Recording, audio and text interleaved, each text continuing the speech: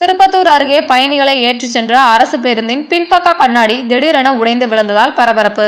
அச்சத்துடன் பயணித்த பயணிகள் சமூக வலைதளங்களில் வீடியோ வைரலானதால் பரபரப்பு. திருப்பத்தூர் மாவட்டம் திருப்பத்தூர் புதிய பேருந்து நிலையத்திலிருந்து அரசு பேருந்தை ஓட்டுநர் ஜலகம்பாறை வரை பயணிகளை ஏற்றிக் கொண்டு சென்றார். அப்போது புதுக்கோட்டை கிராமத்தில் சென்று கொண்டிருந்த போது திடீரென அரசு பேருந்தின் பின்பக்க கண்ணாடி திடீரென உடைந்து கண்ணாடி துகள்கள் சாலையில் கொட்டியது.